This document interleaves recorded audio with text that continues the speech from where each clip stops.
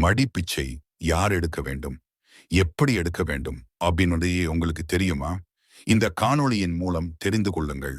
உயிருக்கு ஆபத்து என்ற நிலையில் பரம்பொருளிடம் உயிர் பிச்சை கேட்பதுதான் மடிப்பிச்சை.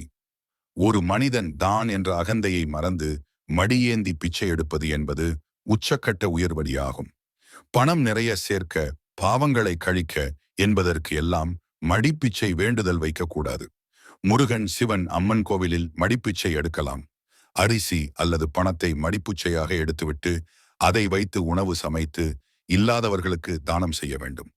கோவிலுக்கு வருபவர்களை பிச்சை கேட்டு தொல்லை செய்வது பாவம்.